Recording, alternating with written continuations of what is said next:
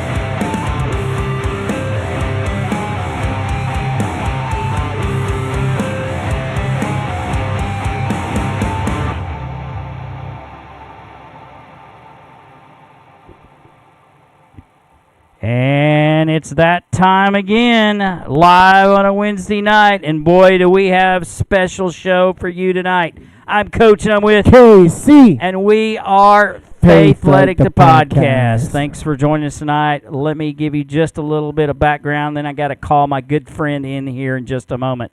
So, on August 23rd of 2023, one of the legends of professional wrestling passed away. And one of the things that we're going to do on this show is we're going to do football, and we're going to do sports, we're going to do entertainment, we're going to do movies and music and actors and actresses, and we're going to do professional wrestling because it's all of the above. it is. It really is. It is that. In my opinion, you're taking all of those things that we talked about, and it is making them. It is art. Wrestling's art. It is that. It is that. There is an art of wrestling, and I truly believe that, and I'll take that wherever I go. And it is an art, and you have to act, you have to be able to be athletic. Yes, you do. You have to, You have to to do it all. Yeah, there's a lot there. So, And, it takes a special person to be a special wrestler, and I think what we have here is going to be talking about someone special. Yes, we tonight. are. So on August 23rd, I believe that my dates are correct, one of the absolute legends of professional wrestling from the legendary family, Terry Funk, died he was 79. Coming up on the 30th of June, he would have been 80 years old. And doing that, we're going to bring in my special guest, and I'm going to have to dial him in here. He's listening, but he's not. There we go.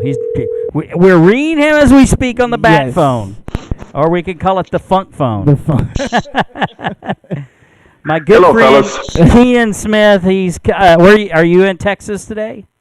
Grapevine, Texas, USA. Yep. It's a good place to be.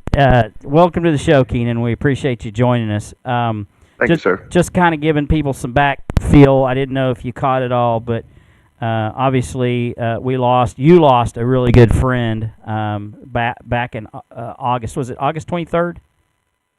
Yes, sir. 23rd. He was 79 years old, the legendary Terry Funk. Coming up on the 30th, which that date would be... 80th. 80th birthday, but what day would that be next week, Kynan? Do you know? No, I don't. Next weekend. That is, I guess it's today's the 9th. It's a Sunday. Yeah, okay, well, so it'll be a week from Sunday. Yeah, week from Sunday. He would have been 80 years old, and truly, just the world lost a great human being. It wasn't just that all the things he did as a professional wrestler, but you had more of that experience than I did. Just to kind of give people a little background, Kynan and I grew up around the same circles. He was in Lubbock, Texas. I was outside of Amarillo. Amarillo and Lubbock were wrestling towns, and we got the chance to see some of the absolute legends of wrestling. Kynan was a little closer to it than I was. I believe his parents actually worked in the wrestling circles. He actually became a part of it as a kid.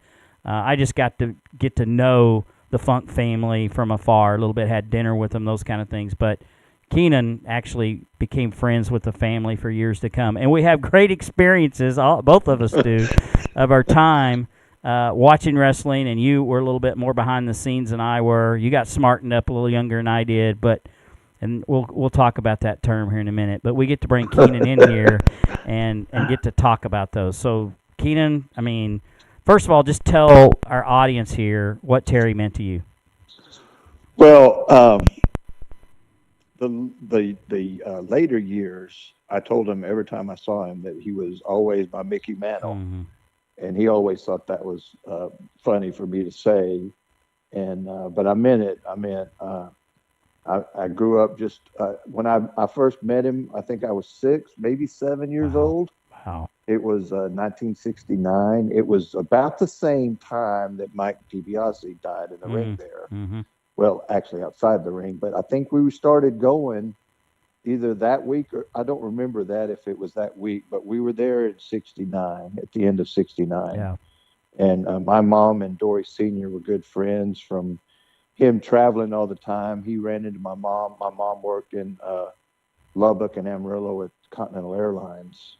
and they got to be friends enough to where if he was anywhere in the country and needed some way of getting out of a city like St. Louis or San Juan, or it didn't matter what time of day or night, he was calling my mom to figure out a way of getting him out of some place, or getting one of the other of the boys, getting Harley Race wherever he needed to be, or any of those guys that got stuck. Yep. And so we started going to the matches, and then they decided after Senior died in '73, they'd put us on the front row and let us stay there, no charge, for like the next, until after Mulligan and Murdoch owned it, and it dissolved. Yeah. So, sad day. Yeah, it was really sad. So I always told that to Terry, except the last time on last year's birthday, I kissed him on his head and I told him I loved him. Yeah.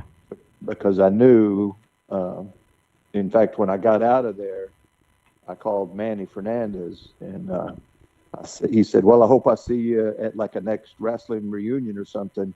And I said, Manny, we're going to end up seeing the funeral. We're going to see each other at the funeral before we see each other. Yeah. And he said, brother, don't talk like that. And I said, Manny, he was pretty bad, deteriorating on us. So anyway, I went to his daughter's wedding, and we hung out in the barn and drank beer all night with Slater and Ricky Romero and Silver Streak, his son, and Ted Heath, and just Silver Streak is junior, right? Yes. Yeah. Exactly. Yeah. Ricky Romero Jr. Yeah. Anyway, so just growing up, I just idolized the way he wrestled and the way he just did everything. And I don't know if I told you this or not. I might have said this one other time, but I got a chance. I was asked to referee one night in Hereford because Ken Farber was running late. We had just set up the ring and we were setting up the chairs. The Hereford Bull Barn. What's that? Is that the Hereford Bull Barn? Yes, sir. Sure was. And Nick Roberts came up and asked me if I would referee the first match until Farber got there. And I said, Nick, I've never done that in my life. I mean, I've helped set the ring up and I've ran around the ropes and stuff. And I said, who's in the first match? And when he said the missing link, I stopped him right then. And I said, no way. You sure it can't be Salvador Domingos and Jerry Kozak? So, do you know the missing link is? No, Kyle? I don't know who the missing link is. You're missing something. A link, probably. But yeah, you're missing a link. Yeah, crazy. For sure. So, he's a crazy guy. Yeah. And so he was. My guess is that he would give the referee a hard time. Oh, the referees always had to take a bump when he was in the ring. I told Nick, I can't take a bump. I can't do it. You didn't train me for this yet. In fact, when I told JR the story when he was signing my book, he wrote in the book that he autographed. He said, "You should have refereed the first match." That's a good story. Awesome. No, I don't believe you telling me that. No, that's cool. Oh, so that could have been my, like JR. He started out. He started out refereeing in Tulsa or wherever he was. And, I keep looking back at that thinking, that could have been my day. You could have been the Bruce Pritchett of Amarillo. I always, I had my little G.I. Joes that I wrestled. I had little wrestling matches with them. And I did too. So Green Army Man's what I used. Yes, I've still got Green Army Man sitting over here on the shelf. Painted trunks on them and everything. That is I didn't funny. go that far. Yeah, I did. They weren't making the wrestling action figures yet at that point. No, man. nothing like that. See, that's what I had. That was my biggest collection was the wrestling action figures growing up, and I've since even kind of picked it up when I see one that I like, I'll grab it with my adult money. But there was a cowboy action figure out that was on a horse, and he had yellow chaps on, and I made that one Terry Funk, and then he was always fighting the G.I. Joe dolls that I had, of course, growing up. Of course. I always thought I could commentate better than Steve Stack when I was just talking to my G.I. Joes. Yeah, see, I have that that thing to where it feels like I could do it for sure with some of these guys. Yeah. I will say wrestling runs so deep in my blood that when I got married, my groom's cake was a WWE wrestling ring. Oh, And wow. the cake topper was the bride putting the groom in a ankle lock. Like classic Kurt Angle ankle lock. So like that was my groom's cake, and like the ropes were made out of licorice and all that. Like it was a great cake. Man, that sounds great. Yeah, so that's how like it's so funny. That's how much like deep wrestling runs in my blood, and so like hearing these stories for me as a younger person that didn't really grow up with the territory days and started kind of watching. Just kind of before the Attitude Era, like hearing these stories and just the legends that these guys are and what they did to influence pro wrestling now. Like I could listen to it all day. Like there is no Mick Foley without Terry Funk. True. There is no Dean Ambrose without Terry Funk or John Moxley. Like you could trace this back to in a lot of ways, and that's one of the things that we in our first show that we don't have anymore. And Kynan and I talked about this. They give absolutely hardly any credit to Terry Funk or Dory Funk Sr. or Dory Funk Jr. because if it wasn't for Dory Funk Sr., none of this is possible. I mean, there would have been no Eddie Graham. Yeah, and Jack Briscoe, Dusty Rhodes. Who else did he make famous? Bill Watts, basically. I mean, come on. This might not be a great comparison, but I'm going to give it my best shot. Yeah. There are certain like comedians that maybe don't hit with a certain group of people or crowd or something like that, or like the mainstream type person, but they're so well regarded amongst like their circle and their craft. Like to me, one of those guys was like Norm Macdonald, where he didn't hit everywhere, but the comedians themselves respected the heck out of him. Yeah. To me, that's the Funks. It's like they get the respect. There's no doubt about that. It's almost like within the circles, within the pro wrestling circle. Yeah, like they're so well highly regarded and all of that, but it just feels like they miss some of the mainstream respect that they deserve. And even that is when somebody mentions the Funk family in an interview, it's like they shift to a different. They take it a different direction. It's bizarre to me. Yeah. Okay, there was one thing about that I was just thinking about. So the same week that Terry Funk passed away, Bray Wyatt passed away. Yep. And I thought, oh, wow, maybe the WWE will do some nice little recognition of Terry Funk and all. But I think they centered more towards, I think Terry lost some of that. Just Cody Rhodes did. They did.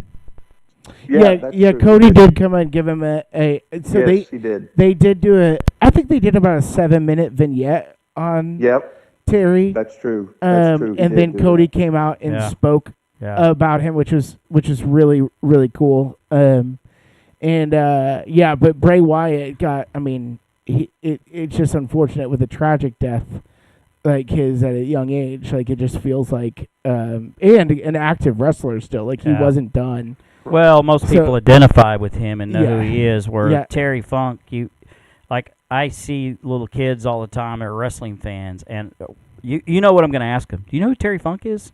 And just kind of look at me like, I think I've heard of him.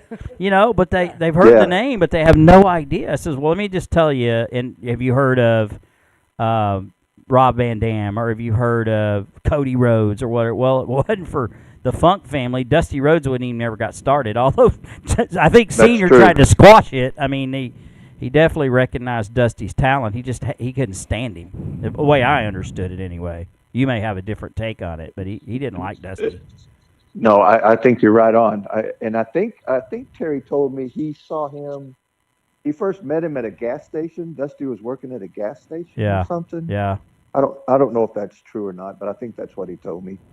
Well, what I remember reading, and this might have been Terry's book, I can't remember, that Senior wouldn't really give him a shot. He didn't like him. He thought he knew everything. He was out of shape. Those kind of things. So he goes up to New York and tells everybody he's been training and lifting with Dory Funk Sr. Well, they didn't have any way of checking that out back in the day without calling Senior directly, and they probably didn't have his number, so it's just like, okay. And they put him like in the World Championship match, and it was, it was like a B League or whatever. Sure. But he used the Funk name to get him in the door, which didn't set well with Senior either, probably. Hey, let me ask you this. What was Senior's beef with, or maybe it was more Briscoe than, but why does Jack Briscoe, why did he, or was that just kayfabe, why did he not like Dory Funk Sr.? Or do you know? I don't know the answer to that. He doesn't talk very highly of him. He loves the Funks, but he doesn't love Senior. Well, I you know what it is? It goes back to, I think it may go to Junior's supposedly accident with his pickup truck. Yeah. Senior had a deal of giving a face a belt from Junior. Yep. So enter comes Harley, right? Yep. So I think, and that may be the rub. Maybe that's why Briscoe didn't really like Senior, because the thing was set for Briscoe to take it off in Houston. Junior. And he squashed that. Yeah, he did. He did. So, do you believe that Junior's accident was legit? Or do you know? You know what? I think I've asked him and Marty both that question, and I don't know if I've gotten an answer. I don't know the answer to that question. What's your feeling? I'm feeling like it was a senior idea. Yeah. So do you know the story? No. KC? So Briscoe was a face, Junior was a face, and they'd already made the decision. NWA Junior wanted the belt off of him. He didn't want to, but Senior didn't want to give the belt to another face. They did want someone else from Oklahoma, especially. Yeah. That like too. They could wrestle better than Junior could. And Briscoe was legit. Us darn Okies, man. He was a legit guy. And Junior wasn't as legit. He seemed like it in the ring, but he wasn't. And so Senior said, no way. They'd even set a date in Houston for like March 3rd, March 1st, somewhere in there.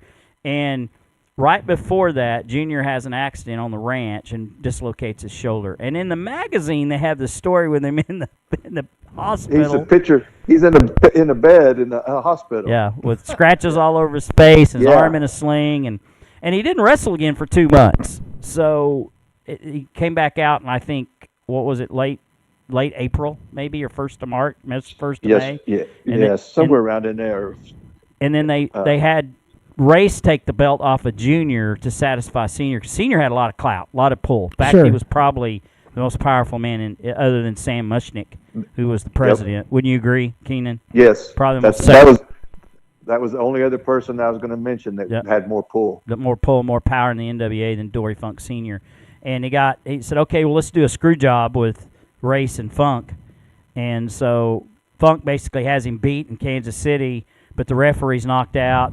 Can't get the 3 count. Of course. And then he gets up and Race hits him from behind, puts a suplex on him, pins him, and wins the world title. So it keeps Junior over, but Race gets the belt. So, and then 2 months later, they put the belt back on, or put it on Briscoe. So he even seemed like in his book he had harbored feelings with Senior before that, and back when he was starting out in Amarillo, because McGurk sent him over to Amarillo to learn the ropes, and I guess he didn't use him what he felt like he should have been used. I don't know anything about that part. But I don't remember Jack Briscoe being there until he was champion. Yeah, he was there because Terry talks about it where if you read his book, he talks about him and Briscoe went on this. Remember when he wrecked his mother-in-law's car or whatever? Oh, and Briscoe was in the car with him. Yeah. Don't be drinking and driving, and he runs the car off a bridge or something. Oh. And Briscoe was with him. That's right. I forgot about that story. But I think he refereed a lot, and he was upset because Senior never really used him like he felt he should have been used. Yeah. So it kind of started there, but anyway, There was one other thing I was going to say before we got started. I can't remember. Maybe it'll come to me later. So you started in 69, Amarillo area, Lubbock actually. I kind of actually started, and before we get started, I started in 69, but the first match that I ever saw, I'm going to ask you about, who's the most legit wrestler you think you ever saw in the Amarillo area? Legit? Legit. Just legit. Yep. Oof. See if we're on the same page. And he wasn't a regular, but he came to wrestle a couple of times. Well, now, I saw Danny Hodge. Danny Hodge. That's who it is. Do you think he's the most legit ever be there? Yeah. Yeah. I think he's the most legit professional wrestler in the history of the sport. Wow. I was going to, after him, it's got to be Luthez. Yeah, well, I think he would have kicked Luthez's butt in a legit shoot. Definitely would have. Yeah, definitely. He was that bad. Interesting. Yeah, you know the story. Have we talked about this before? I don't think so. So, and he was at the University of Oklahoma, 47-0. I think he only lost 3 points in 4 years. Nobody ever got points on him. No, I see he got 3 points on him in 3 years. 3 years. But that's they only crazy, yeah. And then he was flipping a guy in the Olympics, and they had, I don't remember who beat him. It was one of those Eastern European bloc countries.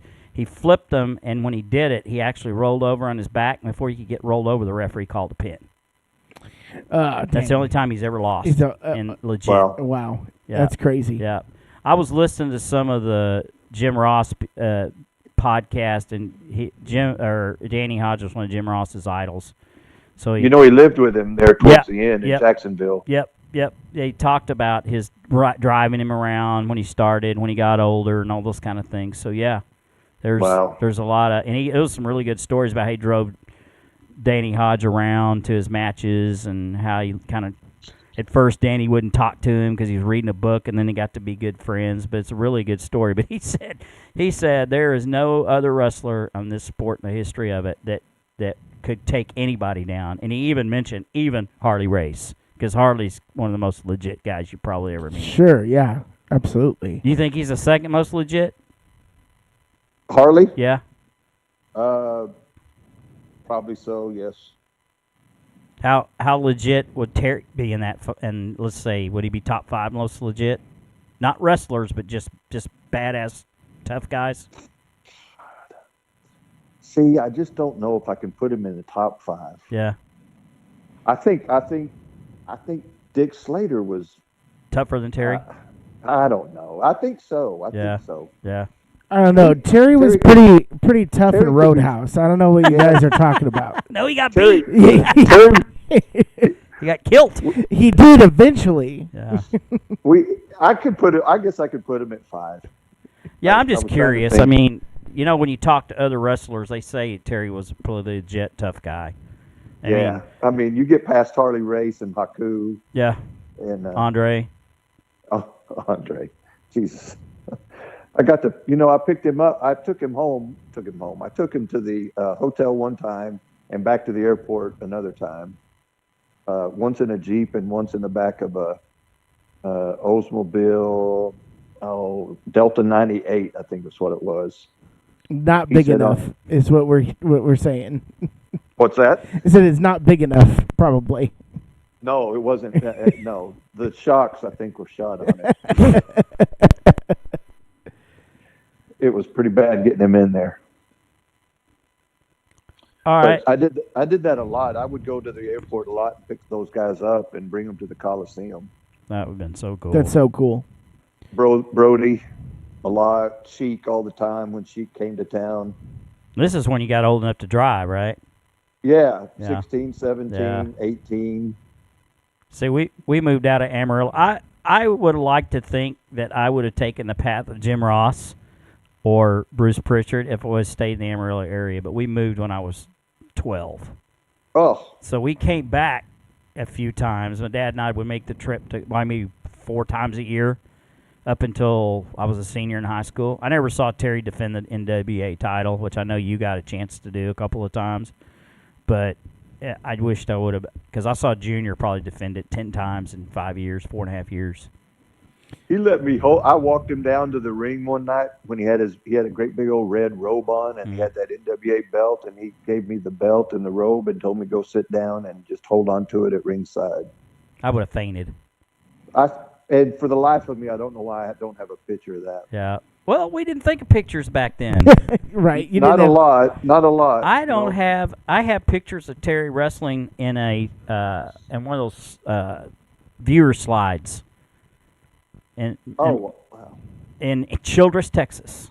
It's the only time we ever took a camera. And I got him and Dick Murdoch wrestling each other. Got the picture of them on the floor wrestling. Wow. Dick actually brain busted Terry on the concrete floor. Of course. And Terry got up. After a brain buster.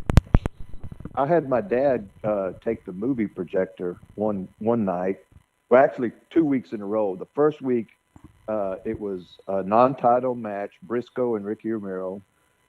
And I think Ricky Romero was like the Western States or maybe Rocky Mountain. I think it's Western States Championship. But anyway, Ricky pinned him with like a Lou Thez press kind of thing, Lou right? Thez press. And I've got a picture of that on my sitting over here. No way. I've got a picture of the pin sitting right here in front of me. You got to send me a copy. And we have it on. I've got it on a flash drive now of the pin. And then I had my dad come back the next week because 2 weeks later, they brought Briscoe back to put up his championship against Ricky. Well, that was a big sell. Oh my goodness! I mean, just people were going crazy for it. So anyway, I've got that, but I haven't turned it onto a thumb drive yet, or a flash drive, or whatever you want to call it. You need to post that on your Facebook page, man. I know, I really do, don't I? It's huge. Yeah, it's good stuff. I never look. I got the whole Ricky Romero thing, but I wasn't. I mean, I cheered for him because he was the face. I didn't like the bad guys, but I just wasn't into Ricky as I was Terry and Dory, and and I even liked Dick Murdoch a lot too when he turned, because when he first got to Amarillo, he was a heel, big time. Yep. And I remember he was a good guy too. That's what I always heard, and I actually got to spend time with Dick. My friend and I drove out before my freshman year of college because I was going to go to West Texas, and then I got a better scholarship offer to go somewhere else. I always grew up wanting to go to West Texas State, and I couldn't get the scholarship I wanted, and so I went to University of Arkansas.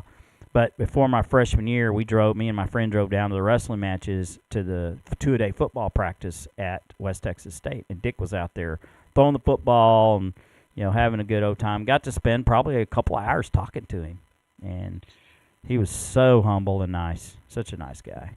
Now, I was told by Terry that he was not a member of the football team. That is correct, according to what I've read. But they let him suit up. And the varsity alumni. Yeah. He got to play. Never played it down. Never even went to school there. Classic. And that's another thing that people probably never mention.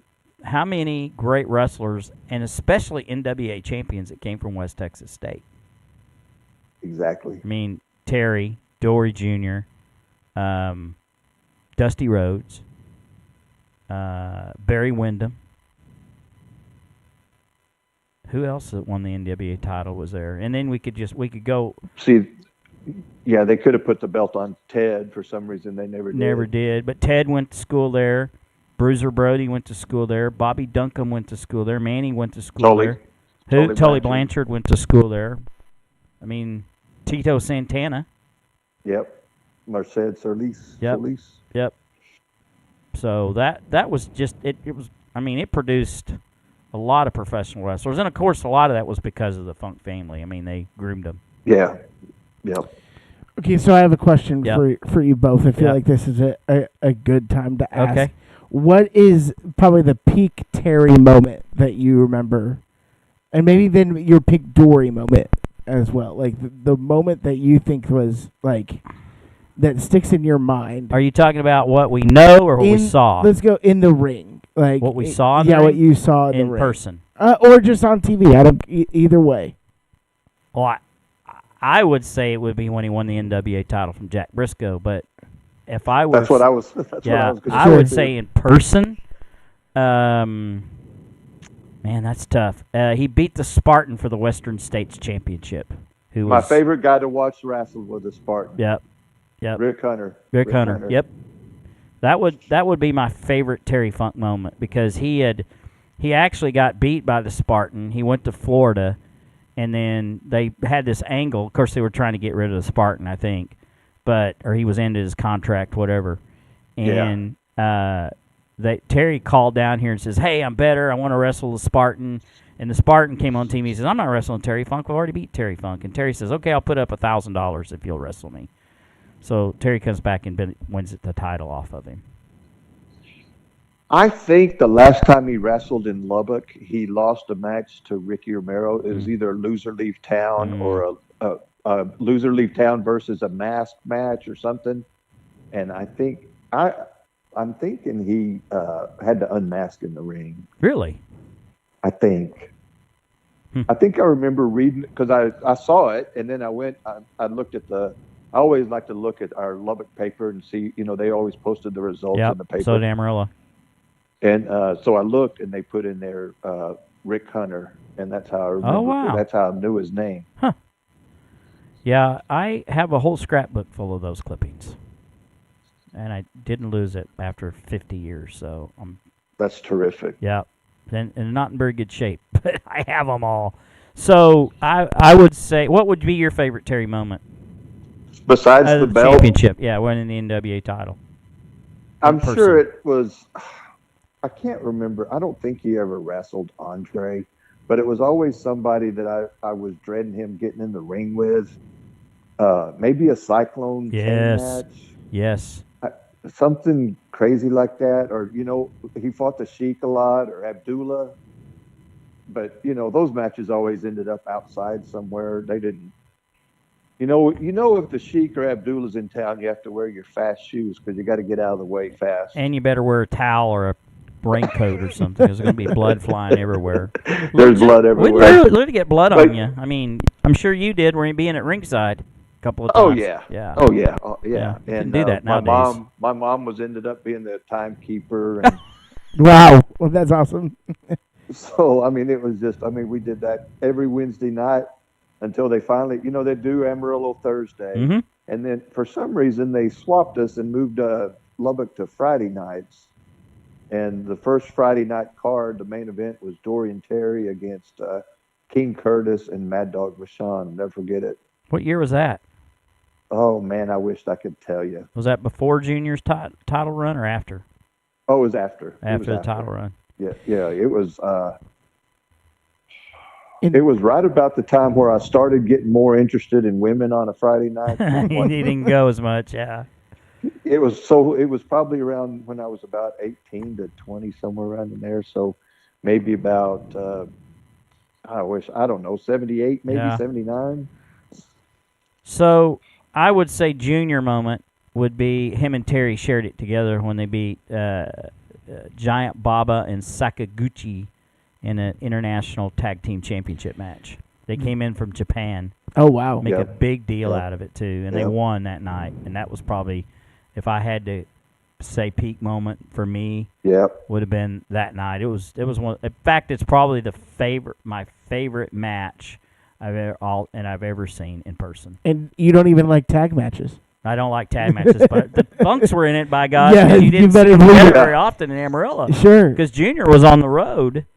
You might see Terry and Senior tag up, but you never see Junior and Terry hardly ever. So, correct me if I'm wrong. So the company was sold to them in like 1967 when or the guy so. Right. Senior owned part of it already. Okay, so he owned part of it already, and so basically right after that, Junior won the title. A couple of years after that. A couple of years after that? Yeah. Okay, I was just curious. And then Terry and Junior bought the rest of it from his widow, from the guy that died. Gotcha. Yeah. Okay.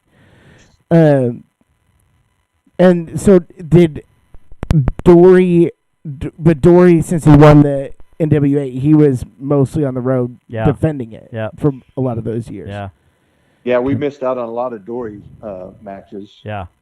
during that time. He was and gone then when a lot. Terry left in '76 with Yep. it, I mean, he didn't stay 4 years champ, but No. we missed him for a while. He had a whole lot less title defenses in Amarillo than Junior did. That's So, for sure. Yeah, Junior absolutely. had it from 4.5 years. Yes. That's crazy. Well, uninterrupted, by the way. Right. Like, that's an insane. That's the Roman Reigns run, but maybe longer. Do you know why that he kept it so long? No, I did not. Kynan, you can probably back me up on this because he sold out everywhere he went. Oh yeah. He was over. He was over everywhere. He was so good at going in an area and making everybody think that they could beat him, and that was the whole key, is to get the local guy to beat him, right, or make them think they could. And he would run these long programs for they'd have 3 matches over 6 months maybe, Kynan? Yeah, exactly. And they would sell out everywhere they went. And then they took Briscoe and Funk on the road and did it everywhere in the world. Yeah, 60 and 90-minute long. Yes, almost every match. That's crazy. I mean, they were like legit. Oh yeah, those are storytelling marathons. That's why I get so aggravated today with the. And it isn't. I think AEW is a lot better product personally, but they don't tell the story in the ring like they used to. No. We missed that a lot. Yeah, there's a lot of. I think I said something to you the other day, or I don't know how long ago it was, but back in the day when the matches started and the bells rang to get those guys out to the ring, the lights went out. All that was over the ring was those lights that are hanging down from the rafters or whatever, and the lights stayed out the whole match. Yep. And you see the little moss floating around. Yeah, up in the lights. Yeah, that was it. And the cigarette smoke. One thing. Popcorn smell. One thing that I also didn't realize is that Gory Guerrero. Yes. He got his start there. Well, did he get his start there or make his? He had his own territory. Well, he wasn't he part of the Amarillo territory, Kynan? Yes, he was before he. Somehow I'd have to look it up, but he had to have been part of that, and then got over there to El Paso. Okay. And did his thing in El Paso. Yeah, I was just curious about that because Eddie's one of my favorites of all time. So I was curious about that. I saw Chavo Sr. wrestle as like a middleweight on a special card there in Amarillo, 72 maybe. He could sure go, couldn't he? Yeah, he was like 170 pounds. He was something. Yeah. Then, he got bigger, I think. I remember we were talking to we got to spend the night or spend the evening after the matches. That was one of those nights where all the wrestlers came out and they were doing autographs. And we actually talked to Chavo for a few minutes. And I think it was my dad might have said, "Look like you're in college." He goes, "I am. I'm in college, and he was just real polite. And I don't know if that was true or not, but that's what he said. So, man, that's just,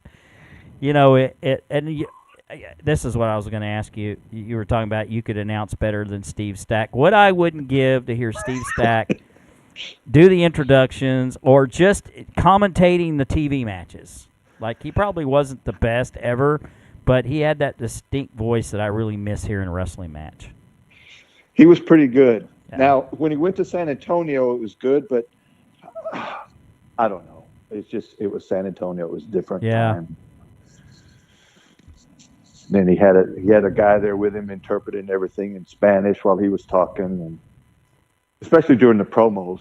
I don't know if you remember all that. Oh, I do. But yeah. Well, Ricky would always have to do his little.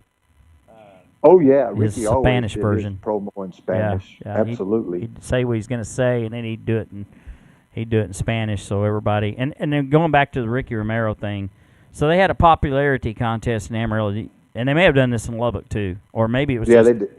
Or maybe it was the whole. We had that, and we had that in the Dream Match. I don't know if we still had the same. Yeah, we had the Dream Match too. Who was? I know exactly who won what. You want me to tell you mine? The one that Lubbock voted for? If it's the same one, I'll bet you it is. It was Cyclone and Andre. That's who it was. Who do you want to see wrestle the most? Andre the Giant against Cyclone Negro, which was the best heel in the history of Amarillo. Cyclone? Yeah, Cyclone Negro, without a doubt. Number 2 might have been Harley Race. Sure. But Cyclone, I mean so they had a popularity contest in the Amarillo area. Lubbock was probably the same contest, and everybody thought Terry would win it hands down, right? Well, he didn't. Right. Yeah. It was Ricky, but I think Yep. Ricky Romero. But I think it was done that intentionally to pull the Hispanic people into the Sure. to the shows. Sure. Don't you Yep. think so, Kynan? Absolutely. Yeah. Absolutely. I mean, I'm not saying Ricky Romero wasn't the most. He was definitely beloved, and everybody, he's very popular. But he was a local guy. He was a jobber. Go ahead, Kynan. Oh no, I was just going to say I remember when they finally jacked the prices up to $5 for ringside, and I went, "Holy cow! How $5. $5 to go sit at ringside when I can sit in the bleachers for $2." Yeah, I think we sat in them for like 50 cents. It wasn't very much. That's awesome. $5. I said, "Oh my God, they've lost their mind." I'm actually right now I'm reading there's a prowrestlingstories.com. Okay. So I'm learning as I go Yeah. here. The Lawman? Yeah, Don Don Slatton. Slatton. Yeah. He had the Lawman gimmick. Yes. He was wasn't he like a sheriff or something? Bailiff or whatever? Yeah, some bail bondsman Yeah. or something. Yeah. But he'd come to the ring with his little outfit in and a badge on, a Yeah. cowboy Awesome. hat. Yeah. That white That's- pants and the That's boots. really what I wanted to know. So I've got a stick, and this might have been it was Abilene probably when this happened, but I read this in Terry's book. I believe it was in Terry's book. It might have been Harley's. Anyway, so he's wrestling. He was supposedly in Abilene. He was like the king of the Texas death match, or not, Russian chain matches. Russian chain matches. You know what that is? Yeah. Okay, so Terry was in Amarillo. I think the Lawman was in Abilene. So Okay. he wrestles Harley Race for the world title in a Russian chain match in Abilene. He had told people he was going to take the title from Harley, and no, they weren't going to do anything about it. And so somebody called Harley and said, "Hey, better be careful in this Russian chain match." So somehow he got the win, and he got the belt, and he goes back to the locker room. Harley chases him in the locker room and drags him back out. Did you ever hear about that, Kynan? Absolutely, I heard every bit about it. Yep. So That's awesome. True story. Yeah. That is a true story. Harley got up and went out of the dressing room and dragged him out of the dressing room. And that's amazing. Yeah. That's awesome. And then Harley the Brass Knuckles Championship. Uh-huh. So Yeah. this was something that was created by Senior Probably. and got traction across all the territories Yeah. to the point where Fritz von Erich. It originated in Texas, that's for sure. Yeah, Fritz loved it. Yeah. That Do you know was the rules? No, that's what I was gonna ask. So What do you? I don't know if they stuck to these, Ken. I didn't see very many of these, but they would. Somebody basically had to be knocked out, and they had to get to the count of 10. Yeah, That's and how they you were won it. out. They were allowed to tape their fists. Yep, tape their fist and have basically a boxing match, but wrestling was allowed. And if they knocked them out, Oh, that's I don't know. Did they allow pinfalls and submissions in it? No, Keenan? I didn't no, think so. No, it's yeah. like UFC before the UFC. Kinda. Oh, interesting. it was. I always think of Killer Carl Cox. Yes. When I hear that, Yep. and him and Murdoch would put on a show. That was It was great. it was incredible. So to Killer watch those two. Carl Cox was the originator of the Brainbuster. Do you know what the original Brainbuster is, Casey? No. So you know what the regular suplex is? Yeah. So it was basically dropping them head On their first head, yes. instead of dropping them. So that's a normal brain buster now. Yeah. Yeah, and people don't do it very often. No. But when they do, you can tell. There and was it's a still, story so going effective. kayfabe story going around that Carl Cox actually killed somebody with the Brainbuster once, dropping a them on their head. kayfabe story. Yeah, Oh, on gosh. on the concrete floor. Do you remember that? I do. Yeah. Yes. So I do remember when he had to leave too. Actually. So I didn't know about that. Well, I say he had to leave. I don't know if it's true or not, but he was teaming there for a long time with a guy named Kung Fu Lee. Yeah. and then they started. Well, it was in the middle. They were tag teams for a while. Then they started their little feud together, and somehow Cox got crossways with a fan up on about the 5th row. Oh no! And he jumped out of the ring and went up there and just beat him to a pulp. Oh wow! And I don't think he might have come back after that. I think he did come back. I may have to take that back. Yeah. I think he came back, but he was gone about a year. Yeah. I looked at my mom and I said, he may not be able to come back. Yeah. After you attack a fan like that. Especially if he provoked, or if he wasn't provoked. He probably was provoked, but that doesn't mean you lay your hands on a fan unless they get unless they lay your hands on you first. Yeah. Well, and it's a different story. I mean, if the guy that jumped in the ring, Did you ever see that? What? Did you ever see a fan jump in the ring? Oh yeah, way too many times. I never saw it in Amarillo. That's crazy because like Stone Cold Steve Austin talks about that. It's like it's fair game. Like if you jump I never in the saw ring, it, not in person. If you jump in the ring, you are fair game. Yeah, that's dead meat money. I mean, that's just like the worst one I ever saw was when they moved from the WWE moved it from the Coliseum. Well, they put it in the Civic Center, and Ted DiBiase and Dr. Death had just finished a match, and some drunk guy jumped in the ring, and I thought they were going to kill him before the police could get in there and take him out of the ring. Yeah, and Dr. Death was legit. And he was legit. That's crazy. All right, so talking about Russian chain matches and Texas brass knucks. So, Senior and Cyclone, you remember this when they had this, they set up this King of the Texas Death matches that Cyclone got his own belt. Do you remember that? Yep. Yes, sir. And they and actually Cyclone beat him, but they had to decide to settle this thing, and then they had the $100 a fall, no limit, no time limit thing for the Texas Death Match. Falls don't count. So we were there the night that, well, actually I was in both of them, but we're there the night that Senior won the match, and there were like 23 falls, and there were $100 a fall, Casey, and winner take all. You know, that's what they said, and there were 23 falls. So there was some blowing. They were actually taking a fall to build it up, right? Sure, right, yeah. But there was Ken Farber was one of the referees, and then Lord Al Hayes was the special referee if something happened to Ken Farber. Well, guess what? Of Ken course. Farber got knocked out. Lord Al Hayes comes and subs in, and Apache Gringo was, you remember him? Yes. Kynan? Yes, he came in with an oxygen bottle, and at the end, between falls, he would put oxygen on Cyclone Negro. Well, Terry comes to the ring and takes it away from him and does it to Senior.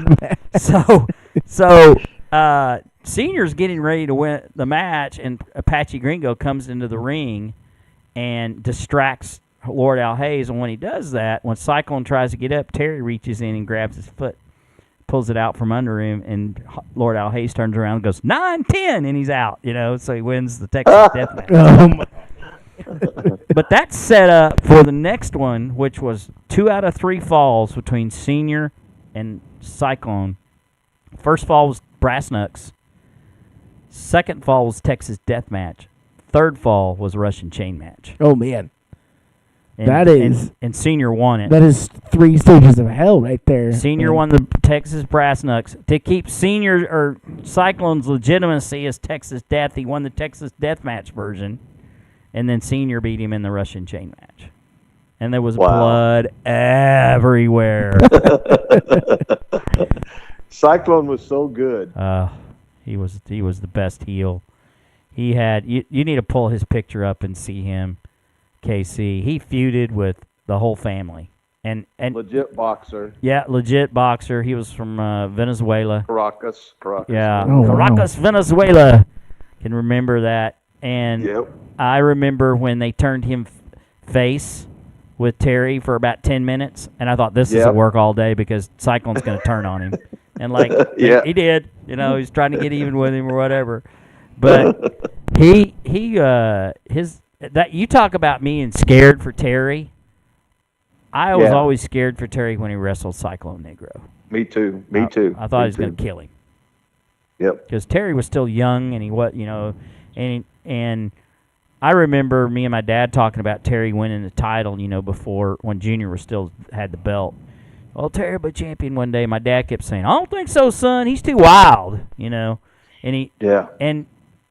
he really was kind of broke the mold of champions because most of them were so laid back and defensive and counter type of wrestlers. Even Harley, kind of laid back, and Terry just broke the mold he changed it because he acted sometimes as a face and he wrestled as a face, but he was a heel most of the time, right? When he was on the road. Oh, absolutely, yeah. Definitely, especially when he was over in Dallas. Yeah, he'd come over here and always be a heel to the Von Erichs. Yeah, but you'd go back to Dallas and Von Erichs were the heels. So absolutely, yep, absolutely. And back in the day, I was just sitting here thinking about some of those other guys he fought so many times, like Bull Ramos. Oh yeah, and Pac Song. Pac Song. Oh my gosh, I saw they had that picture yesterday on. I saw it. Yeah, and I was there for that one of those chain matches. I don't know if it was that one or not, but I certainly saw that. Yeah, we saw plenty of those matches. Yeah, Pac Song, and that was another one you were scared for Terry for too. Yeah, against Pac Song. When he first, they did promos for him coming with Sakaguchi or somebody. Yeah. For like months before they showed up, and they were like breaking cement center blocks and squishing apples, and I thought, oh my gosh, these guys are killers. I knew who I remember him with back in probably 70, 71 was El Kim. Yeah, I knew it wasn't Sakaguchi when I said it. Yeah, and they had a loser leave town match in a Texas death match, Senior against El Kim, and El Kim our Senior beat him. The next week they had him against Pac Song. My dad says, "I don't think that one's going to be as easy." No, and sure enough, he lost to Pac Song. So, but yeah, it was when a loser goes back to Korea or whatever, or had to go to Korea if he lost the match. But most shocking thing that you can remember, other than maybe Senior's death, biggest thing shocking thing in your time is going to Amarillo and Lubbock and all those areas. Man, the most shocking. I have to think about that, Dan. I'm not sure. I don't know what the most shocking would have been. Just completely surprised you that somebody lost, somebody won. There for a while, I didn't know if Salvador Dominguez was ever going to win. He was a jobber and a half. Man, I tell you what, he got beat every time. He was only about 170 pounds, though. He's Dolph Ziggler. I think when Greg Peterson won a match, I think I was pretty excited. I don't even know who that. I remember the name, but I never saw him. Oh, you didn't? He was like Salvador. Yeah. I think if him and Salvador would have wrestled, it'd have been a draw. They both would have lost. I'll stop because my friend over in Portales, Steve Villanueva, he loved him some Salvador Dominguez. If you like losers, there you go. Oh, man, I'm telling you. I don't really know of a big shocker. I mean, when we just had so many crazy guys run through there. Ox Baker always scared me when he came through. And then when Brody and Sheik and Abdullah would show up, we just had such a run of good talent through there. It was just amazing. It was so fun on a Wednesday night. I mean, I'd never missed a Wednesday. I had to be at school next morning, obviously. Yeah. And but I never missed a Wednesday night that I can, unless I was sick or unless we were out of town for vacation or something. I can't ever remember missing. What a cool memory to have.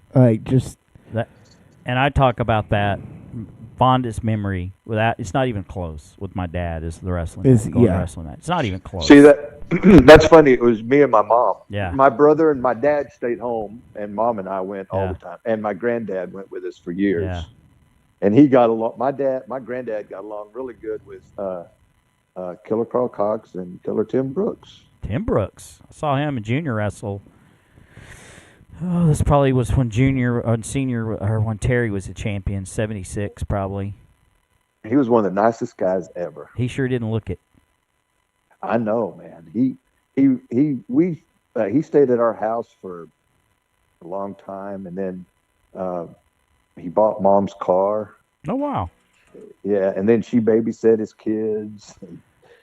Here's something for kind of going along or shocking.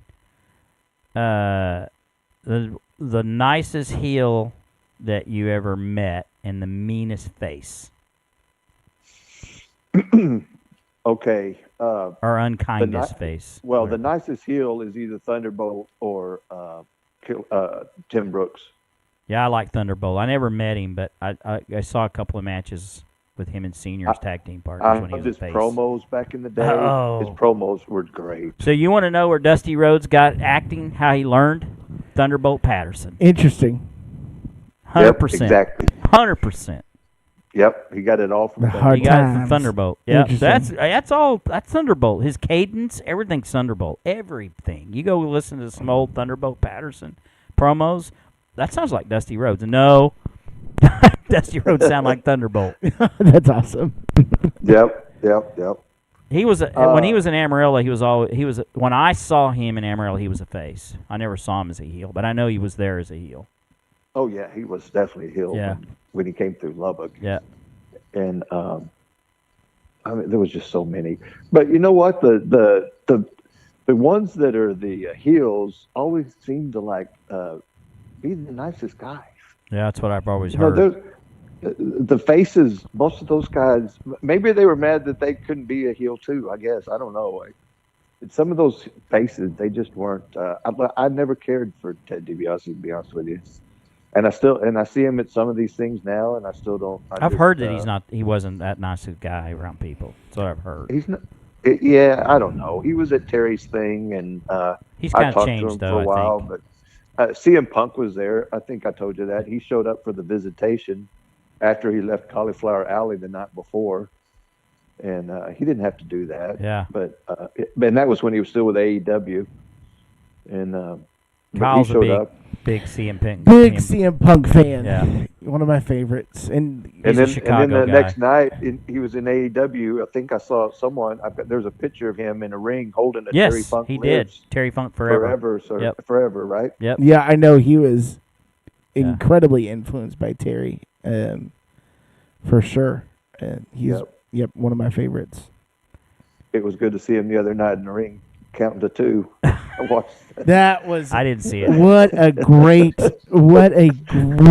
heel move. Like Punk's so good at being a heel. Like, and he's kind of been on the edge a little bit of like which one is he going to be? Subtle.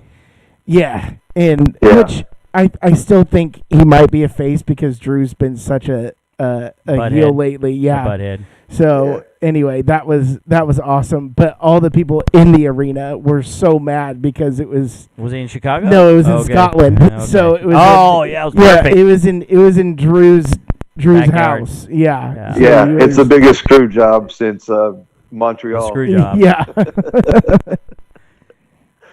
Oh, man. Go ahead. The other, I don't know, just some of those faces. I really, we spent a lot of time with Harley back in the days. He was really nice to us. Always heard that. I'm so glad I never hit him with a tennis racket. I was so close. Actually, it wasn't a tennis racket. It was a racquetball racket. Well, I tell us came that so story. close. What's that? Tell us that story. Well, it was a match with him and Terry, and Dory Funk was outside the ring in a sling, had his arm all bandaged up Senior? with a cast, and Junior. Junior. Okay. So the match ends. I don't remember. I think Harley won, and then he went out of the ring, and we were supposed to take him back to our house, Harley, and so Dory got attacked by Harley, and Harley beat him up and beat on his arm and ran him into a pole and busted his head and all the good stuff that the villain would do. Yeah. And we got in the car, and I got in the back seat. I told Mom, I'm not driving with this guy. I'm too mad. Because we always took him with us, and we were always yakking it up and having fun or stopping at Denny's or someplace to eat or whatever it was. And this night, nobody said a jack shit in the car. I mean, nobody talked at all. And there was a racquetball racket sitting in the floorboard in the back seat. And I picked it up, and he's up there in the passenger seat. And all I could think about was hitting him with that racquetball racket. I was so mad. And I knew. How old were you? I had to have been 18. Wow. 19. Still upset. He just wanted to hit him. That's awesome. I was so mad. That's a good story. Did you ever tell Harley that? What's that? Did you ever tell Harley that? No, I would never told him. No. I mean, I was over it like two months later when he came back through or whatever it was. You still remembered it, though. What's that? You still remembered it. Oh, yeah, absolutely. Yeah. There was another. Go ahead. Oh, there was another match where Dory and Mulligan were fighting. And we were up on the 5th row. This was probably, I don't know, it was after he was champion.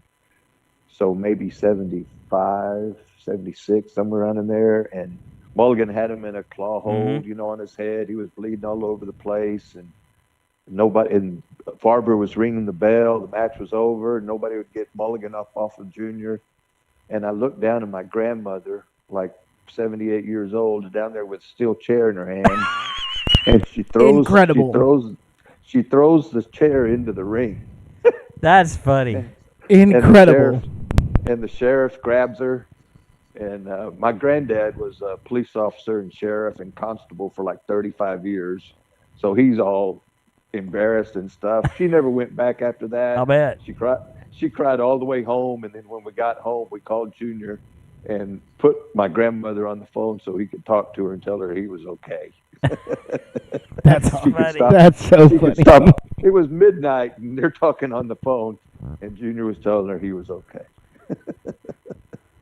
So and I may have asked this in the last show, I can't remember. I think we talked about it. When did you smarten up? So for those that are listening to us the first time, smarten up is a term used in professional wrestling circles when you actually learn it's not all legit.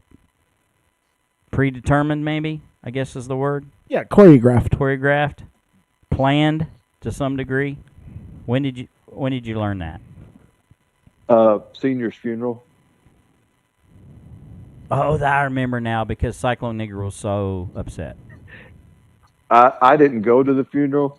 I was 12, but I carried his jacket for 3 years. Yeah. Every time he was in Lubbock, I'd go down the ring with him and take his jacket either to the back or sit down with it, whatever he wanted me to do with it. But when she told me that, she goes, "You'll never believe who was there, and you'll never believe who took it the hardest." And I said, "Ricky Romero." And she said, "No, Cyclone Negro." And I went, "What? Cyclone Negro?" There's no way. And she said, "I kept waiting for King Curtis to come running down the aisle." I said, "He wasn't there?" And she goes, "No, he wasn't there, but Cyclone really took it hard." Yeah, in fact, Cyclone and King Curtis wrestled him and Terry the week before he died in Amarillo. So, have you seen that wrestling poster with King Curtis and Senior on it that I think I filmed a copy of it in Terry's room? Yes. That was supposed to be 4 days after that thing's dated like June 7th. I didn't even realize that. But he never made that match. He died June 3rd. Yeah, that was the week before. Right. So that match never happened. That's on that wrestling card. That's crazy. Yeah, I was at at that match. I was at the 2 weeks before we were there. We were in Amarillo because we went back-to-back weeks. We went the week. Actually, it might have been 3 weeks before, because we went. Let me think about it. We went the night that Junior lost. We were there. I think that might have been the actual match. I may have been misspoken. Senior and Terry wrestled King Curtis and Cyclone Negro. What a great match. Oh, yeah. It was great. And, of course, it was, I think Terry and Senior won, but Cyclone and King Curtis got the one up them. And then the following week, King Curtis wrestled Terry in a Texas death match, and Junior had lost the belt that night. That night we were there with King Curtis and Cyclone. He wrestled Jumbo Jastruda, Tommy Jastruda.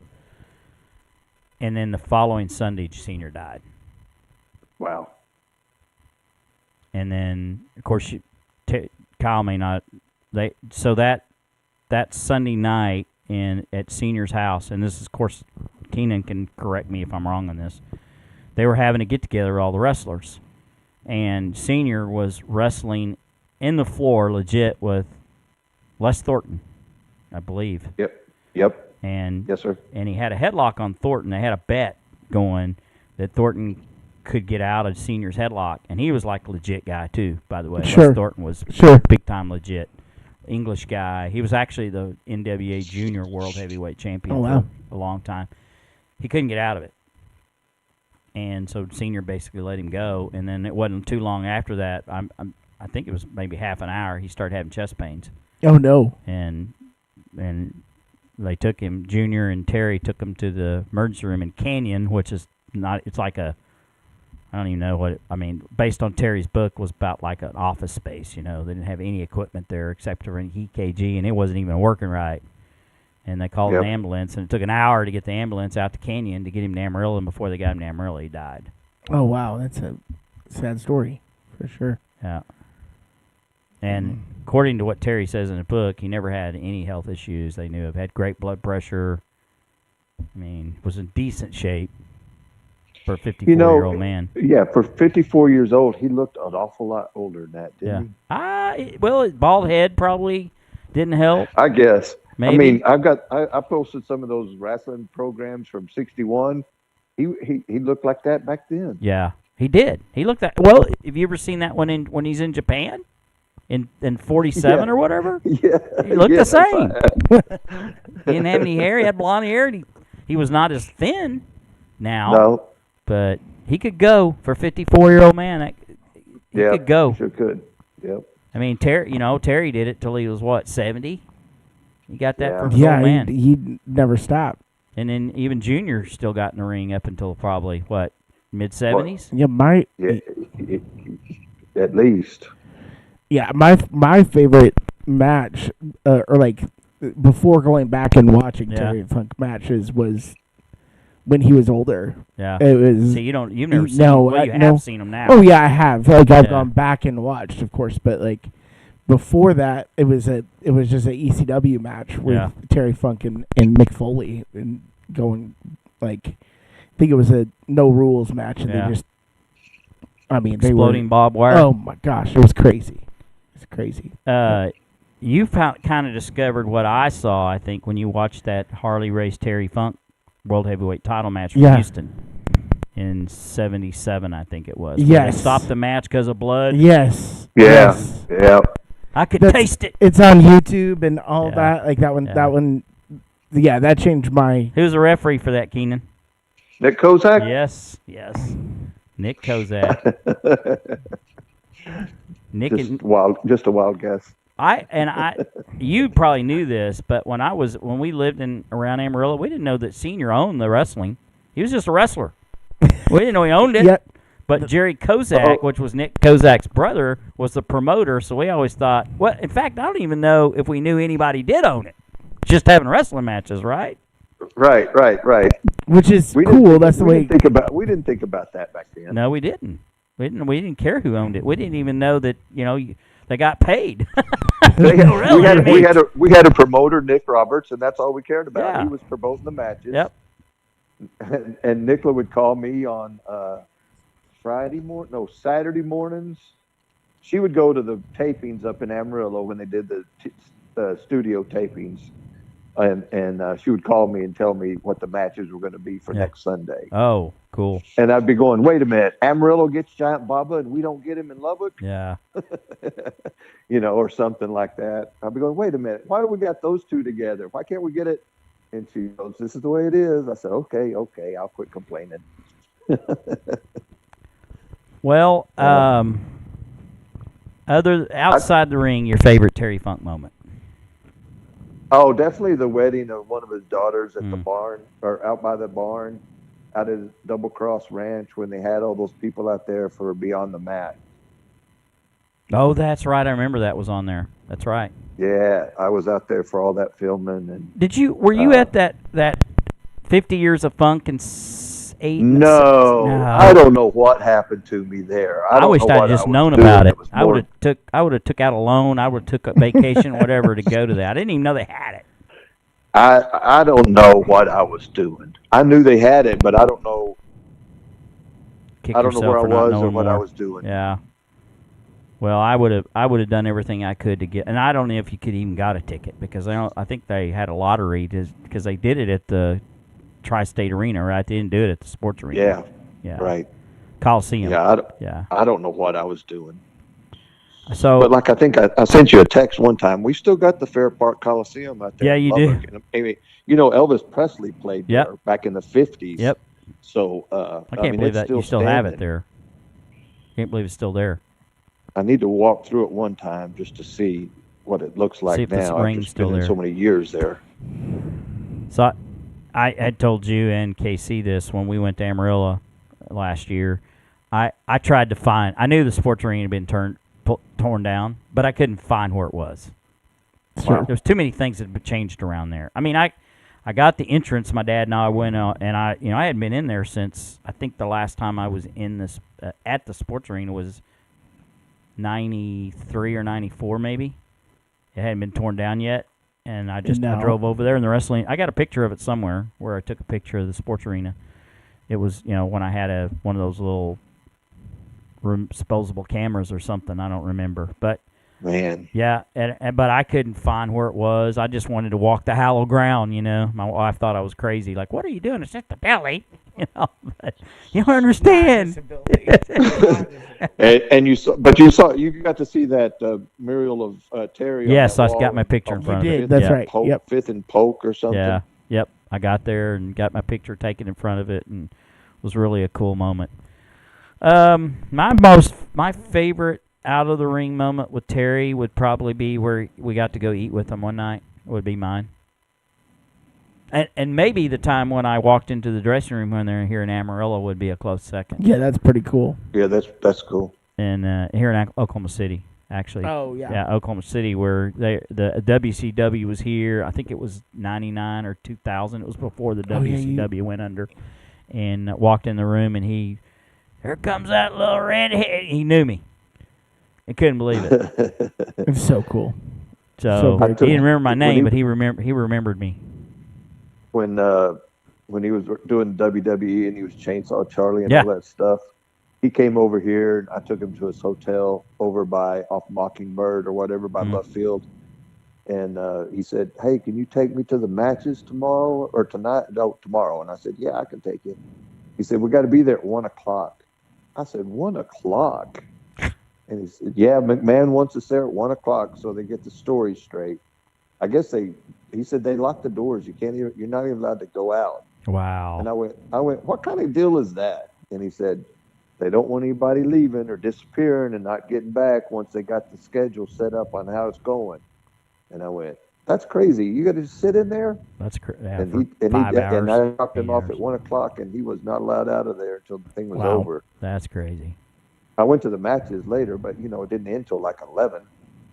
So those guys, they were in there for 10 hours. That's crazy. That's a long time. Sounds like a Vince move. Yeah. Yeah. Mr. Control Freak. Yeah. Have you watched any of Who Killed the WCW by chance? I have not watched it yet. I just saw a couple of clips from it. It's pretty good. Nicola sent me something with Russo on it that she sent me. I think I can't remember is it bro? Or what? What word does he use all the time? Yeah. Vince Russo, bro? Bro, I think. Yeah. It's just about, she sent me a video with him saying bro like 50 times in a row. Bro, so. I guess I'm probably going to watch it when we get off this call. Yeah, it's pretty good, and I think there's 3 episodes. They just did the third one last night. So there's 3. Well, there's 3 so far. I don't know how long the series is, but It's pretty good. I won't tell you anything about it, but I'd definitely watch it. It definitely Right. changed my perspective on how what happened. And look, it didn't change my opinion on who caused some of it, but there's really no one person. It's a conglomeration of different things that happen along the way. But I'd be curious to see after you watched it who you thought was the culprit, because they all have their opinion. I saw a little bit of that podcast with Conrad, whatever. Yeah. And what's his name? JR? No, the guy from the guy that came in. Bruce Pritchard? God, no, the black-haired. He was black-haired. Eric Bischoff. Bischoff. Thank you, Bischoff. Yeah. Bischoff. Yeah. And Conrad said that they had like 6 hours of stuff that they filmed, and they had to get it down to 45 minutes to put it in this show. So I'm thinking, wow, that's a whole lot to cut out. Yeah. So that contributed. There's some, but of course Bischoff isn't going to blame himself. No way. And he's a liar. And well, Hogan's he's too busy running down AEW. Yeah, they are. Because I don't know. I mean, there's a lot of egos there, and that was one of the culprits too.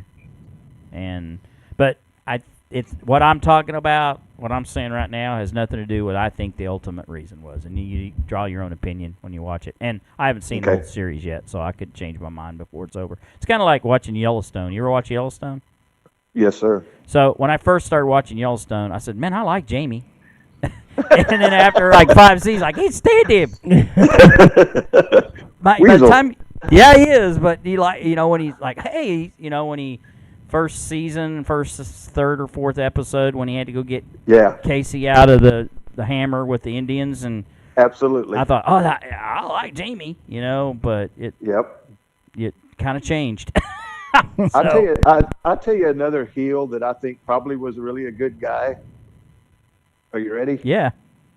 J.C. Dykes. Yes, I heard he was a nice guy. He had to have been a good. He sold that character.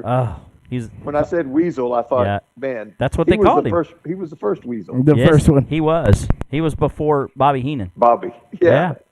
I remember fans chanting "Weasel, Weasel, Weasel." And Yeah, him and those damn infernos.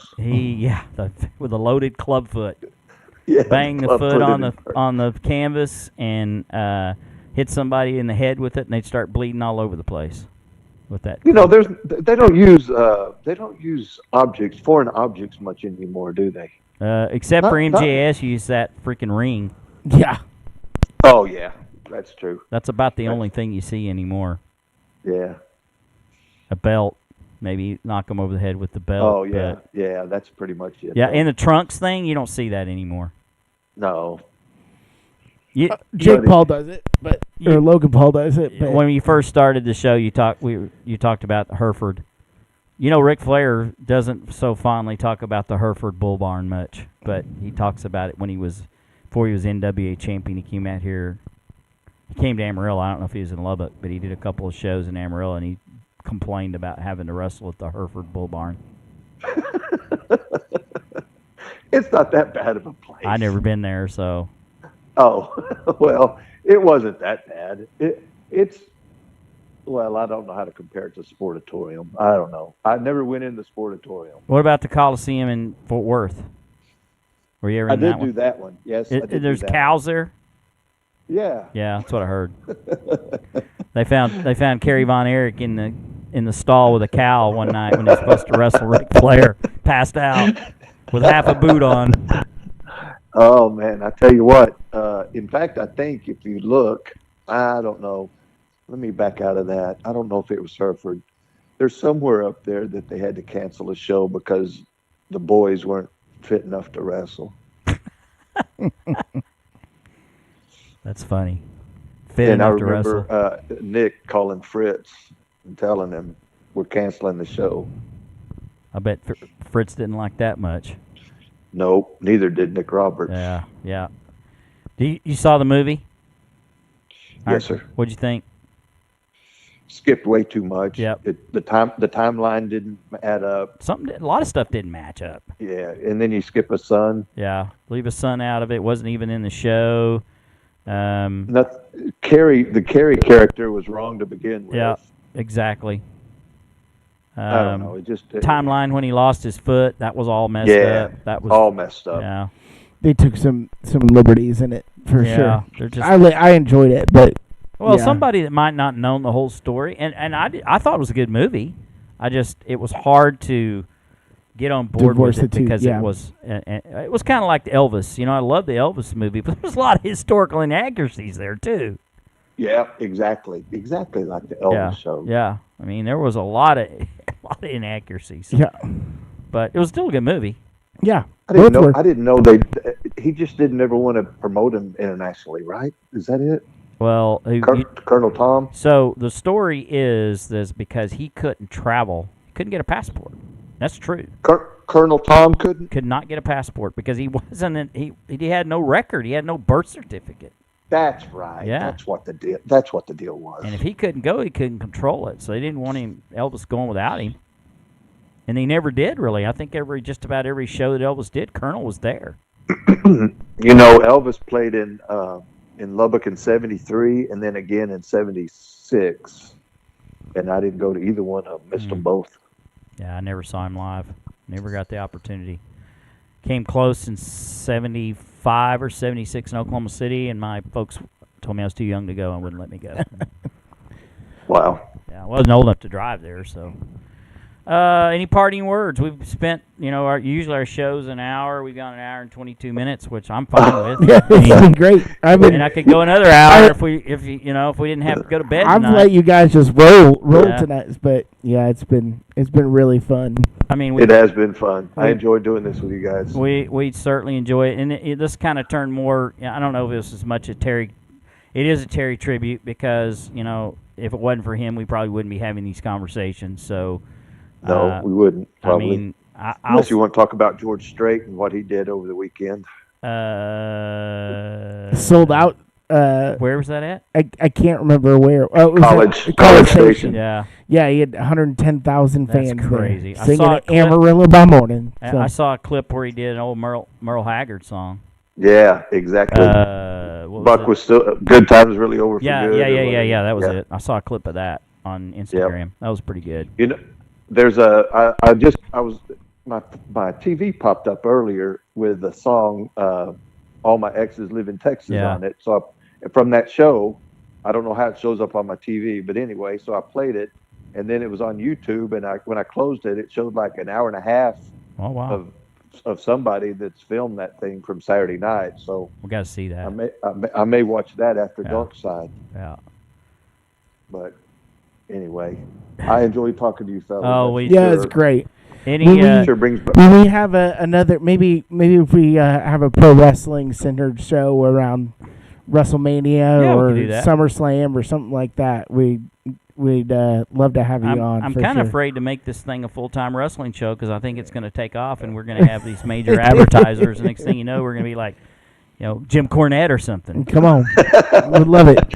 Well, I've got two people that I could probably see if they want to come on here one of these days. Let's do it. One of them owes me. Okay. It's a wrestler, and the other one is Nicola. I could probably see if Nicola wants to do it. That'd be great. You know who that is? Yeah. Who is it? Wait, tell me. What is his last name? Baby Doll. Yeah. Yeah. It's Baby Doll. Yeah. And Samantha Starr's bomb. Okay. Yeah, I thought I know. Maybe I didn't know who it was. I thought I knew who it was. She's in the NWA. Oh, okay. Yeah. Yep. Gotcha. Well, Kynan, anyway, I know you and Terry were friends. I know it was a hard loss for you, and I said it. It was part of my childhood went away. Yeah.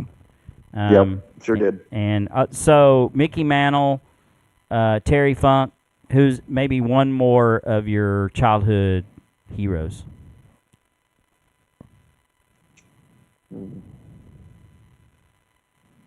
Probably my granddad. Oh, that's cool. That's cool. Yeah, that's cool. Yeah.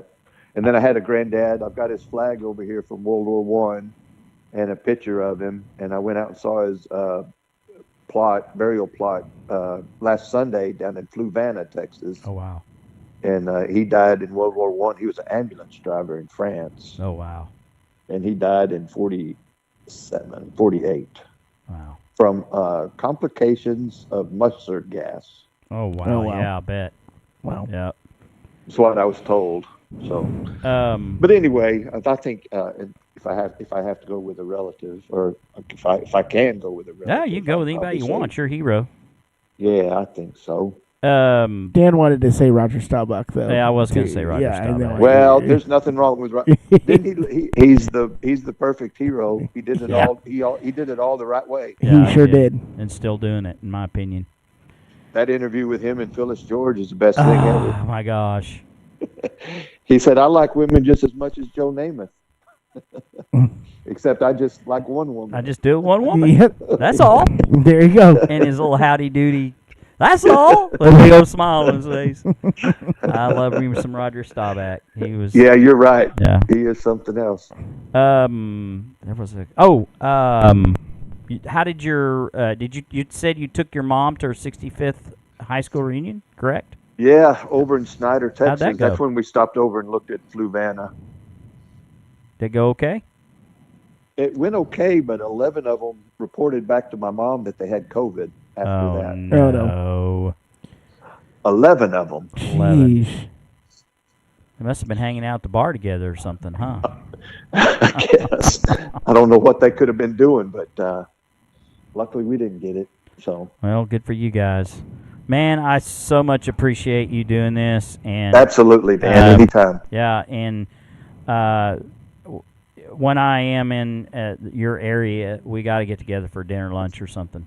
And sounds perfect. It'll be sometime. My sister lives in Euless, so we're not far away. No, that's where my mom lives. Okay, she's cool. down there in some apartments right off the highway there. So You know, I'm only 4 miles from her. So she's about 5 miles south of 183. Yep. So not far. Okay, cool. All right, sir. All right, Kynan Smith out of Grapevine now, right? Did I say it right? Yes, sir. Grapevine, Yes, sir. Texas, originally from Lubbock, talking to us tonight on the tribute to the Terry Funk show. Terry would have been 80 years old on June 30th, passed away last year. Thanks for the memories, Bubby. Appreciate you. Thank you. All right, have a good night. Appreciate you guys. All right. Y'all too. All right. Bye-bye. Great show there. We spent an hour and Hour and a half talking about pro wrestling. We love it. It wasn't all Terry Funk. No, But it was pretty good. We ran the gamut for sure. And I don't think I'm going to lose this episode. Nope. You got it, Devo? I can make it happen real quick. So I'll tell everybody what we're about. You kind of heard it at the beginning of our show. If you're just joining us, probably people's attention span doesn't last an hour and a half anymore. I know mine doesn't. So you can chunk it up if you need to. Yeah. Anyway, Faithletic's the name of our show. It's kind of like it sounds. We're a little bit of sports, a little bit of faith. Towards the end of each show, we go give a devotion just to give some people some hope and something to look forward to. And that's just who we are and what we're made of. We still do not only sports and football, but we do entertainment. We might do, as you heard earlier, some wrestling. We might do some movie trivia or our Mount Rushmore shows. Have a lot to do with actors and best, best adventure movie, best science fiction, best Western, whatever. So, but speaking of which, there's a Western coming out called Horizon. Oh, yeah. By Kevin Costner. So It looks good. yeah, it does. So Yep. I'm kind of looking forward to that. Okay. And then we do the devotion, which I'm getting ready to turn over to my main man here, KC. So if you're ready to go, have it your way. Called Daily at the Cross. All right, so this is called Love Beyond the Ordinary. Love often seems as a mundane, let's try this again. Love often is seen as mundane, possesses the power to transcend the ordinary, both in marriage and in our relationship with God. Okay. Sorry, this is interesting. We explore the extraordinary nature of love as portrayed in the Bible. Love that transforms.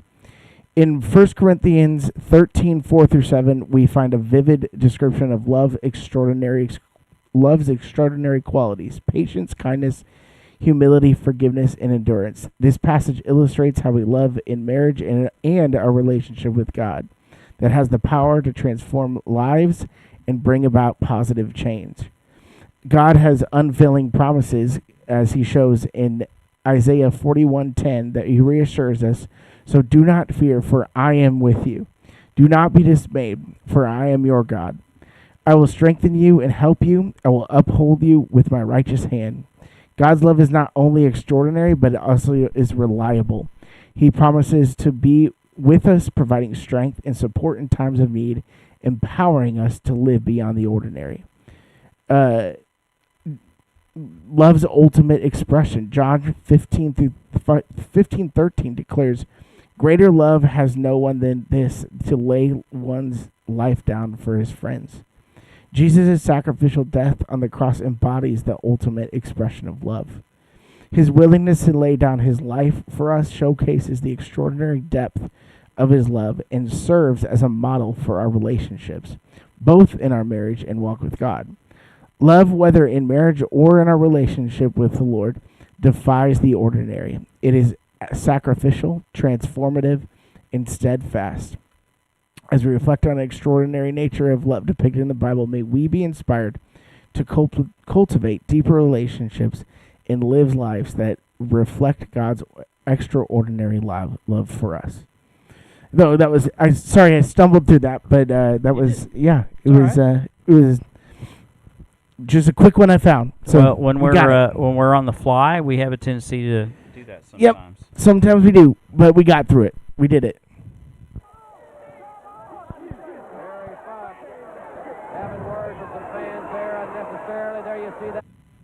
He'll make his announcement whether to surrender the championship. So the parting here was some Terry Funk words. Off the record, he said he was going to take care of you one way or the other somewhere down the line, my friend. Oh, let me tell you something, Jim Ross, and you simple-minded people. I had a dream last night. Oh, yes, and it was a beautiful dream.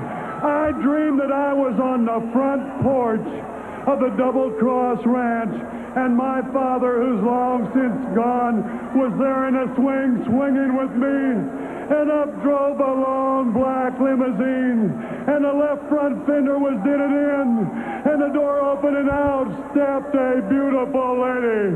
And my daddy said, "Woman, what happened to your left front fender?" And she says, "I ran over some kind of an animal on the road. I don't know what it was." My daddy said, "Well, what did it look like?" And she says, "Well, it had great big ears, and it had nostrils, big, huge nostrils, about 5 inches apart. And it had horse teeth, and it smelled real bad." And my daddy said, "My world, girl, you must have ran over a jackass." And I said, "What did it smell like?" She said, "It smelled like hairspray and cheap cologne." I said, "Woman, you didn't run over any jackass. You ran over Ric Flair."